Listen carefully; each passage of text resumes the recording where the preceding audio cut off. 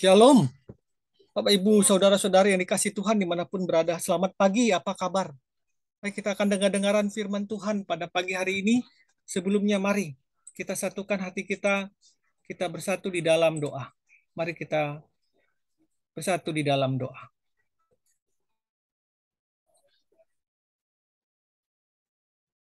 Bapa yang berada dalam kerajaan surga, terima kasih Tuhan untuk kasih karunia-Mu yang menjaga membangunkan kami pada pagi hari ini.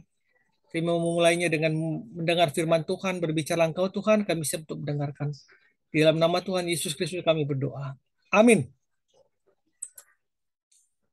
Baik, judul kita pada pagi hari ini adalah Yesus berjalan di atas air.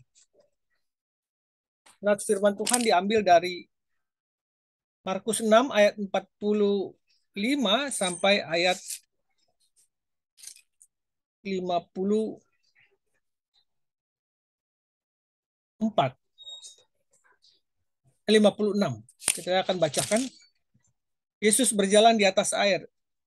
Setelah itu Yesus segera memerintahkan murid-muridnya naik ke perahu dan berangkat lebih dahulu ke seberang, ke Betsaida. Sementara itu ia menyuruh orang banyak pulang. Setelah ia berpisah dari mereka, ia pergi ke bukit untuk berdoa. Ketika hari sudah malam, perahu itu sudah di tengah danau, sedang Yesus tinggal sendirian di darat. Ketika ia melihat betapa payahnya mereka mendayung karena angin sakal, maka kira-kira jam 3 malam, ia datang kepada mereka berjalan di atas air dan ia hendak melewati mereka. Ketika mereka melihat dia berjalan di atas air, mereka mengira bahwa itu ia adalah hantu. Lalu mereka berteriak-teriak, sebab mereka semua melihat dia dan mereka pun sangat terkejut. Tetapi segera ia berkata kepada mereka, tenanglah, aku ini. Jangan takut. Lalu ia naik ke perahu mendapatkan mereka dan angin pun redalah. Mereka sangat tercengang dan bingung. Sebab sesudah peristiwa roti itu mereka belum juga mengerti dan hati mereka tetap degil. Tibanya di seberang, Yesus dan murid-muridnya mendarat di Genesaret dan berlabuh di situ. Ketika mereka keluar dari perahu, orang segera mengenal Yesus. Maka berlarilah mereka ke seluruh daerah itu dan mulai menggusung orang-orang sakit ke atas kelamnya kepada Yesus. Di mana saja kabarnya ia berada. Kemanapun ia pergi, ke desa-desa, ke kota-kota, atau ke kampung-kampung, orang meletakkan orang-orang sakit di pasar dan memohon kepadanya supaya mereka diperkenankan hanya menjamah jubahnya saja dan semua orang akan menjamahnya menjadi sembuh. Demikianlah firman Tuhan. Bapak Ibu yang dikasih Tuhan, Yesus setelah memberikan mujizat kepada 5.000 orang, dan kejadian itu sudah sore menjelang malam, dan dia menyuruh murid-muridnya untuk memberi makan. Dan terjadilah mujizat itu. Setelah mereka mendengar firman Tuhan, setelah mereka makan, Yesus menyuruh mereka untuk pergi, gitu ya. Dan akhirnya mereka pergi, dan juga kepada murid-muridnya Yesus menyuruh mereka untuk duluan pergi ke seberang, ke Betsaida, dengan naik perahu menyeberangi Danau Galilea. Yesus sendiri mengasingkan diri, naik ke bukit dan berdoa. Bapak Ibu, bayangkan di tengah kesibukan dia dan di tengah kelelahan dia setelah melayani dan memberi mujizat makan 5.000 orang sampai larut malam memberitakan firman Tuhan. Dia tetap mempunyai waktu mengosongkan diri untuk berdoa kepada Allah Bapa. Di sini secara tidak langsung Yesus mau memberitahukan kepada kita, sibuk apapun persoalan kita, pekerjaan kita, pergumulan hidup kita, berikan waktu untuk berdoa dan berhubungan dengan Allah secara pribadi. Hal ini menyatakan bahwa jika kita berada di dalam naungan Tuhan, dalam hubungan pribadi dengan Tuhan, maka kita akan boleh melihat kehidupan ini lebih hikmat lagi, lebih cermat lagi. Ibu dikasih Tuhan. Apa yang terjadi dengan murid-muridnya? Murid-muridnya di tengah danau Galilea itu mengalami angin sakal, di mana angin itu berlawanan dengan arah perahu mereka. Sehingga perahu mereka stuck di tengah-tengah, tidak jalan. Dan mereka berjuang menghadapi gelombang laut yang diakibat oleh angin sakal itu. Dan Yesus tahu akan hal itu.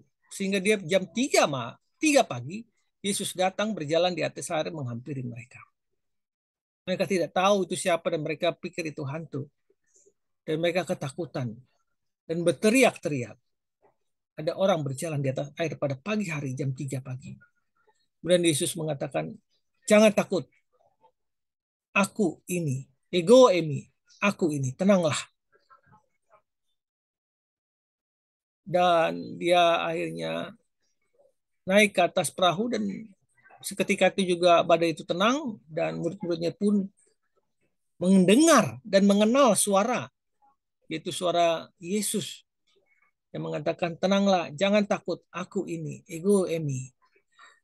Bapak Ibu, seberapa banyak daripada kita yang sudah diberikan mujizat oleh Tuhan, kebaikan Tuhan, sehingga boleh saat ini berada dalam keadaan apa adanya saat ini. Itu semua berkat dari karena Tuhan.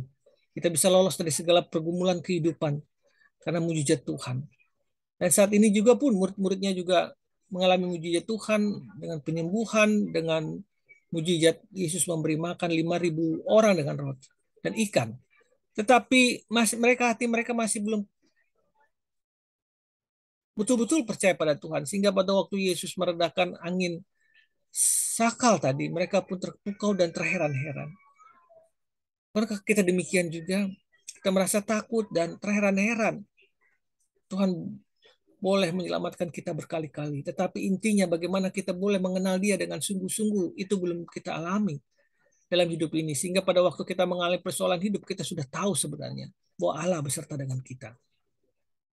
Bapak Ibu yang dikasih Tuhan, angin sakal dan gelombang laut atau danau itu adalah ibarat dari pergumulan kehidupan kita. Tuhan tahu dan Tuhan mampu untuk menyelesaikan semua permasalahan kehidupan kita. Jika kita mau percaya dan taat kepadanya. Seringkali kita tidak percaya dan taat kepadanya. Seperti murid-murid Tuhan Yesus itu yang degil hatinya. Yang masih terus tidak percaya akan Allah sebagai Tuhan, pemilik dan penguasa alam ini. Akhirnya murid-murid dan Yesus pun merapat ke Genesaret karena tujuan mereka tadi karena angin sakal itu mereka berubah ke Genesaret. Di Genesaret pun orang-orang pun mengeluh-ngeluhkan dia dan datang berbondong-bondong untuk memohon kesembuhan dan membawa orang-orang sakit kepada mereka. Mereka ingin menjamah jubah Yesus saja dan mereka sembuh. Padahal mereka tidak tahu inti dari sebenarnya dari kehadiran Yesus itu adalah bagaimana sebenarnya mereka mau menerima Yesus sebagai Tuhan dan Juru Selamat dan percaya akan kehidupannya. Apapun persoalan mereka, pergumulan mereka, mereka akan tetap tenang di hadapan Tuhan. Hal itu tidak mereka minta. Yang mereka mintanya kesembuhan sesaat saja dari jasmaninya. Ini boleh mengingatkan kita kembali bagaimana yang paling penting sekali lagi hubungan kita pribadi dengan Tuhan. Bagaimana kita boleh mempunyai momen bertemu dengan Tuhan dan menjadikan Tuhan dan Juru Selamat kita. Sehingga apapun pergumulan kehidupan kita, gelombang hidup kita, kita mampu cakap melewatinya bersama Tuhan. Walaupun persoalan belum selesai, tapi kita punya ketenangan, kenyamanan bersama Tuhan. Kita tidak pernah sampai tergeletak. Selamat pagi, selamat weekend. Tuhan memberkati kita. Amin.